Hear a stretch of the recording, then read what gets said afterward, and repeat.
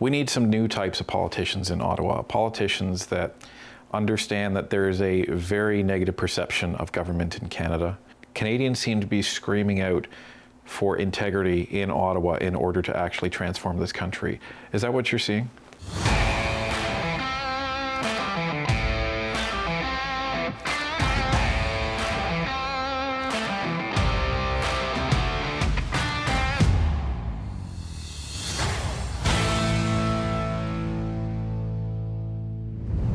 Welcome back to Northern Perspective, everybody. We can't say how much we are pleased to bring you today's interview. We are going to be interviewing a member of parliament that has been working for literally years to get elected and finally did in the latest federal election. She is the MP from Cambridge. She has a humorously long title as in the common sense conservative candidate, Connie Cody of Cambridge. Ladies and gentlemen, please welcome Connie Cody. Welcome to Northern Perspective, Connie. Thank you for having me here today. Glad to be here. So we first met at a super canvas that you had in Cambridge, and it's interesting because if anyone has ever been to any of your canvases, it felt like every single canvas was a super canvas with the amount of volunteers that you had. But it was in the summer of, I believe, 2024, and I was just stunned by how many people that you had out. But before we get into that, let's give everybody your full history, because this was not your first campaign, and let's just talk about how you decided to run for politics in the first place. Well, that's a good question, because politics was nothing that I ever pursued. I did a lot of work advocating, helping people in our community, volunteering, and through that I met a lot of people, and it was those people who led me to politics. They really encouraged me to move forward. So in 2021, before the election, I was approached to run, and I wasn't too sure, so I brought it home to my family and talked it over with them. And it was actually my granddaughter who said to me, "Well, aren't you already doing all of that?" And I said, "What do you mean?" She goes, "Well, you're already helping people. Can't you do more?" And so it's like, leave it to our youth. She's correct.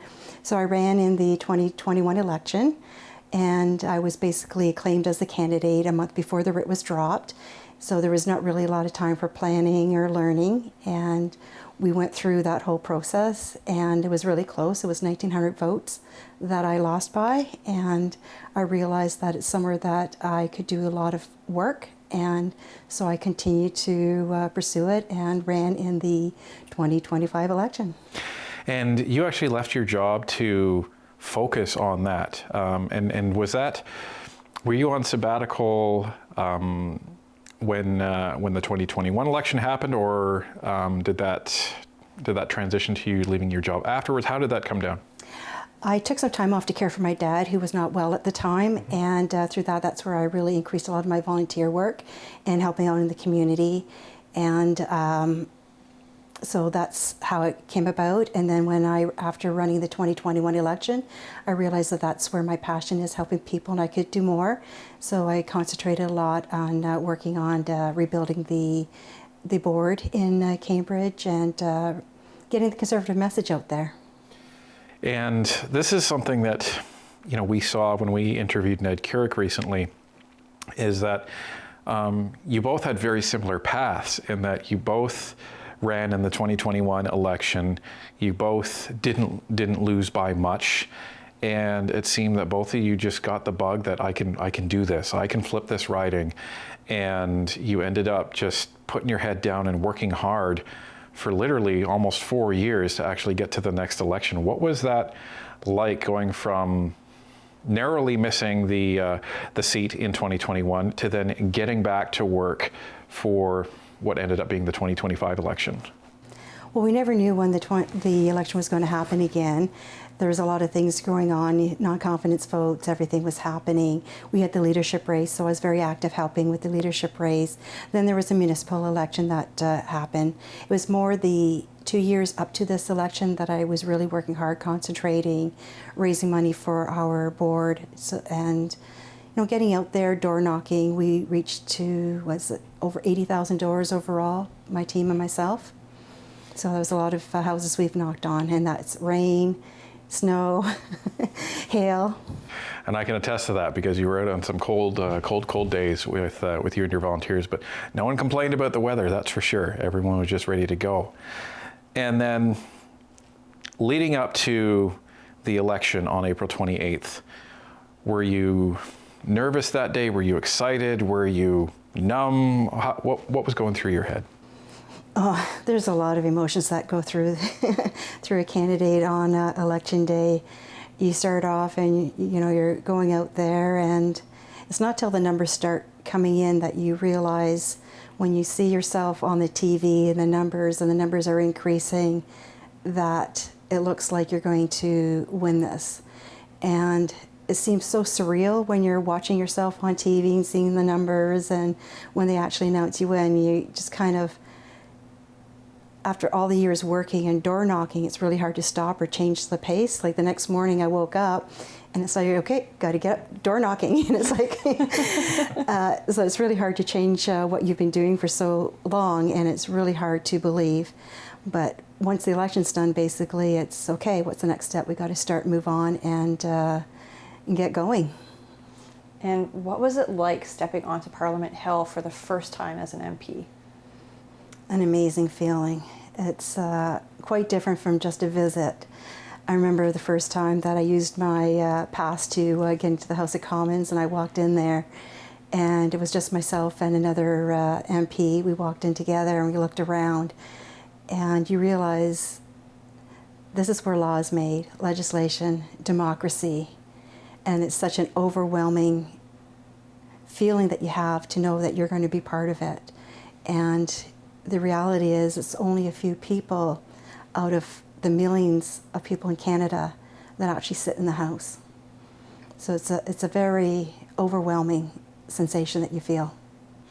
One of the things that that Ned Carrick was saying was that it was a very similar feeling for him that you described, but he also felt the weight in a positive way of all of his constituents back in the riding. Do you go through the same type of feeling? Yeah, when you're sitting there, you realize, when you hear the situations, you recall the stories at the doors and the people you meet, and you want to help, you want to make change, you want to speak up, and you have to go through the process. Like everything you do, you realize that you're there for the people. You're there to be their voice, you're there to represent them, and it's a huge responsibility. But it's something that I believe there's myself and many of the MPs, we're very serious about it, and we want to do our best to make sure that we can perform the way that everyone is expecting us to. Now, one of the things that I know a lot of MPs are hopeful for is to get appointed to a committee to be able to further represent their constituents. I remember in talking with you, I was thrilled to see that you were thrilled that you were appointed to the Status of Women's Committee. What was that like, and what are you looking forward to accomplishing? A lot of the history that I've been doing in our community was working with a lot of issues revolving around women, trafficking, coercion, intimate partner violence. Those are really important. As you've seen, like in Kelowna, there was an issue, and when you look at almost every 6 days where there's someone who is murdered from intimate partner violence, all those things are important. It's all those things when it was announced that I was going to be on the Standing Committee for Status of Women. It's really important to make sure that we get the messages across, that we have the studies, we have the reports, we have the facts right in front of us already, so we get the witnesses in there so we can start changing legislation. As you know, our Shadow Minister of Justice and Attorney General, MP Larry Brock, has a petition going around for bail reform, and it's these situations that require change. And I think that working on the status for women is going to be something that we can help and find some information to hopefully change legislation as well. And for those of you that that may not be familiar, we have a couple of videos on this. We have an interview that we recently dropped with Larry Brock and Kate Alexander, which echoes exactly what Connie has been talking about. So please check out Larry Brock's petition. He's looking to get 1 million signatures to force this government to actually make meaningful bail reform, so we can help all of the victims and potential victims across the country. So one of the other things that I know MPs are very excited to do is stand up and speak in the House of Commons for the very first time. One thing that we noticed, and we've commented on a few times, is the number of new MPs that were allowed the opportunity to stand up, and you've done so a few times. So take us through when you found out you were going to be able to speak, and that lead up to being able to speak for the first time. Well, it's a whirlwind. They say that it's like being fed through a fire hose. And after election, I compare it to more like being up in a plane that's still being built with no landing gear, and you've got to put it together. And but it's a challenge, and one that I really appreciate being able to go forth. So we're going through all our orientation, all our training, waiting for the office. Plus, we had a spring session in Parliament, and you have the opportunity for question periods, statements to be spoken. There was a lot going on, and so the opportunity to be able to speak, I think, was really great. That a lot of us new MPs were able to stand up and join in, break the ice per se. It's the first time you go to speak, and with this maiden speech is a lot of nerves, and you sit there and you realize that this is no longer just practice or a candidate or a small group. You're in the House of Commons. It's a big deal. And just standing there and speaking, looking at the speaker and having a time limits and knowing everyone's listening to you, and it's a great feeling. And knowing that Canadians across the country may be listening to you or watching you, and there may be one, paramount moment that you actually speak for that. Who knows, that clip could be shown across the country to millions of people. Does that enter into your mind when you're speaking, or are you just focused on, I need to get this statement out, I need to finish this and speak well? Well, for me, I think it's just getting the voice of the people, like making sure that the frustrations, the concerns, or even the great things that are going on in our community are finally being heard in the House of Commons. And if it goes across Canada, then that's great. That means that the voices are getting out there. Now, your husband has been one of your biggest advocates this whole time. He's a phenomenal, hardworking individual, which I've had the pleasure of meeting.